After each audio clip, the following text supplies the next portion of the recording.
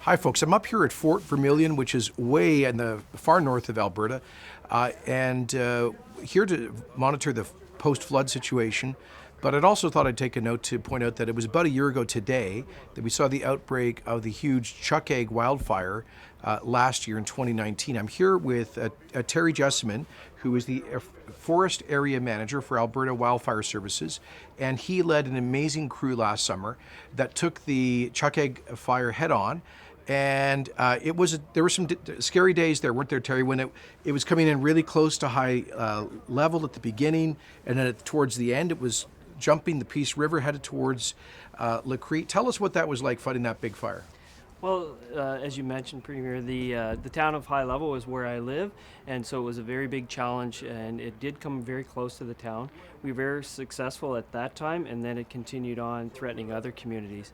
As you mentioned, we were challenged throughout the summer, but very successful with all the hardworking people that we had, and the support from yourself and others as well. So we're pretty thankful that it was a good year, and we're continuing to monitor the fire as we go forward. And you had as many as, I think, 800 people working on that at any given time, right? Yes, it was a big challenge. We had a number of camps set up, and I think it was over 1,200 at the peak this summer. And so we had people from all over the world come and help out, and we were very successful. Well, thank you for your amazing good work last year. Unfortunately, we did lose a few homes down in Paddle Prairie Métis settlement, but thankfully no loss of life. And it's actually, I think, a minor miracle that we didn't see any loss of life given the enormity of that fire.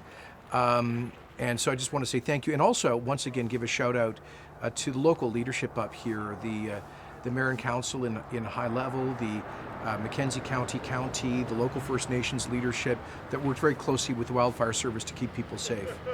Thank you. I think one thing a lot of people don't realize is these big summer fires often continue to burn below the surface, and so you've been monitoring that over the winter, right? That's correct. This fire was a challenge. It has a lot of low PD areas that the fire was into, and so throughout the winter we've been monitoring, and we started working on them in March, and we continue to monitor them and work on them as well. We're very comfortable and confident that we will be successful with totally extinguishing this fire as we go forward. So. I love your optimism. Gosh knows we need some of that in Alberta right now.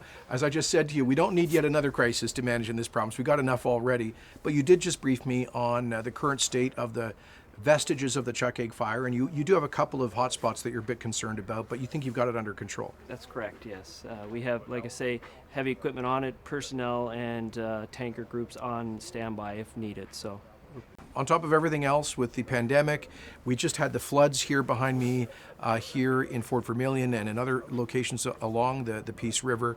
And now here we are immediately transitioning into what is historically wildfire season. And people should not be surprised if and frankly when we have wildfires. It's a natural part of having such a large forested area, and we have had dry conditions in recent years. But we also have one of the world's best wildfire services. I guess one last point, Terry, you mentioned last year we flew in a lot of folks came in from BC, Saskatchewan, Ontario, and elsewhere to help us out, even the US, Mexico, Australia. But because of the pandemic travel restrictions, we don't think we can bring in that flex firefighting force. So we are actually training up a couple of hundred additional Alberta Wildfire fighters this spring, so that they can be there as that flex force in the summer. Is that right? That's correct. And here in High Level, we have 18 of those firefighters, and they've been trained and commenced, and they're ready to get to work when needed. And we've also worked with our local First Nation communities, and they've stepped up and provided a lot of training in-house, and we have those additional firefighters as well, which we're happy to see.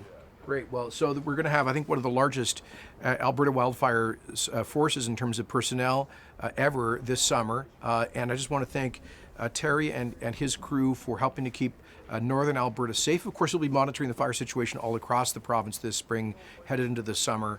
But we're counting on you to do everything you can to keep folks safe, as you guys always do such a great job of. So thanks very much. You're welcome. Thank you.